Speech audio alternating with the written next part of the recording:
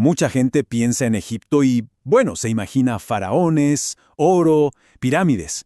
Pero antes de todo eso, mucho antes, hubo un tiempo oscuro, un tiempo en que los dioses caminaban entre nosotros. Y la traición, créanme, era algo tan ardiente como el sol del mismísimo desierto. El asesinato de un rey y el nacimiento de un vengador. Hoy vamos a desentrañar la historia de Horus. Y quiero que quede claro, esto no es un simple mito, no es un cuento para dormir. Esta es la crónica de la guerra más sangrienta de toda la creación. Así que, ¿dónde empieza todo? Bueno, todo comienza aquí, con una traición a orillas del Nilo. Un reino entero que está a punto de ser ahogado en sangre. Y en el corazón mismo de esta tragedia, como en tantas otras, hay dos hermanos. Imaginen esto. Por un lado está Osiris, el rey sabio, el que da la vida, el que representa el orden. Y por el otro, tenemos a Set, el señor del caos, de las tormentas, la encarnación pura de la envidia. 14. Solo un número, ¿verdad? Pues no. Este número quedaría grabado en la memoria del cosmos con auténtico terror. Sí, 14 pedazos, porque en un acto de crueldad que desafía la imaginación, Set no se conformó con asesinar a su hermano, no. Lo descuartizó y arrojó cada uno de esos 14 pedazos a las corrientes violentas del Nilo. Su objetivo era claro, condenarlo a no encontrar la paz. Jamás. Pero el destino siempre tiene una memoria implacable, y mientras Set celebraba, en la más profunda oscuridad algo empezaba a crecer. El heredero oculto, forjado en el más absoluto secreto, en la sombra. La diosa Isis, su esposa, recurrió a magia antigua y prohibida para concebir un hijo. Lo ocultó entre los juncos, en el corazón del delta del Nilo, protegiéndolo de la mirada demoníaca de su tío, Set. Porque este niño no nació para ser rey. Nació con un único y terrible propósito: la venganza. Una venganza absoluta. Olvídense de palacios y juegos. Horus no conoció nada de eso. Su campo de entrenamiento fue el pantano, un lugar implacable y mortal. Para él, cada cicatriz era una lección de supervivencia, cada herida, un recordatorio grabado en su piel de cuál era su destino. Y mientras crecía, algo increíble empezó a suceder. Sus ojos brillaban con una luz que no era de este mundo. Su ojo derecho, imaginen, contenía el fuego abrasador del sol, y el izquierdo, el brillo frío plateado de la mismísima luna. El poder cósmico estaba despertando en él. El heredero, por fin, estaba casi listo.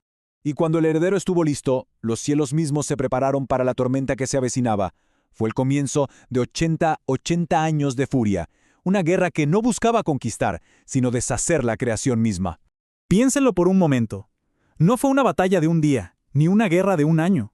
Fue una pesadilla. Una pesadilla que se extendió por 8 décadas.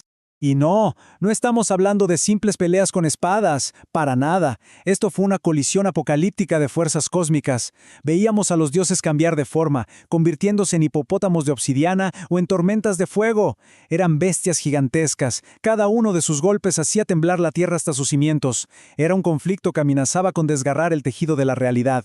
Pero justo cuando parecía que la guerra no podía ser más brutal, en el momento más oscuro de este conflicto eterno, ocurrió lo impensable. Una tragedia que lo cambiaría todo: el ojo arrancado. Un sacrificio de sangre y oscuridad. La escena final se reduce a esto: un combate cuerpo a cuerpo. No hay ejércitos, no hay magia a distancia. Solo dos dioses en la forma más brutal de la guerra. Y la intensidad del combate fue tal que el mismísimo cielo, como si sintiera el terror, se tornó completamente negro. Y fue entonces cuando, con un grito que literalmente desgarró el tejido del mundo, Set hundió sus garras en el rostro de su propio sobrino y le arrancó el ojo izquierdo, de cuajo. Horus cayó al suelo, ciego de un lado, derrotado, bañado en su propia sangre divina. Parecía el final, ¿no?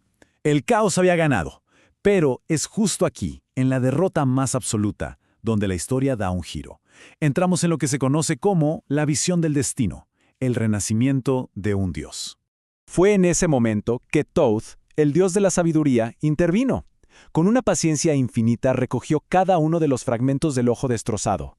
Y usando magia primordial, una magia que está más allá de nuestra comprensión, unió las piezas. Y de esa unión mística nació el sagrado ojo de Horus, el Udiat. Pero atención, Porque ojo, el Udiat, no era una simple restauración, no. Ya no veía solo lo físico, las rocas, los árboles. Ahora podía ver las intenciones ocultas en el corazón de los demás. Podía ver el alma corrupta de sus enemigos. Podía ver los mismísimos hilos del destino. Armado con esta visión nueva y aterradora, el duelo final ya no fue una pelea, fue un juicio, y en un solo ataque, un golpe de precisión perfecta, la lanza de luz pura de Horus atravesó el corazón del caos. Set, al fin, fue derrotado. Y sí, Horus recuperó el trono de su padre. Pero la victoria dejó una cicatriz eterna, un recordatorio perpetuo. Y con ella nos llega la lección del halcón, el verdadero y a veces terrible precio de la grandeza. Horus, con su sacrificio, nos dejó una lección grabada a fuego en la eternidad. Para poder reinar y alcanzar la grandeza, primero se debe aprender a sobrevivir al mismísimo infierno. Un dato interesante, el caos de Set nunca fue destruido del todo. ¿Por qué? Porque sin el caos, el orden no tiene propósito. Horus perdió un ojo para ganar un reino. Y esto nos deja flotando una última pregunta, una pregunta para reflexionar. ¿Qué estaría dispuesto a sacrificar cada quien para conquistar su propio imperio?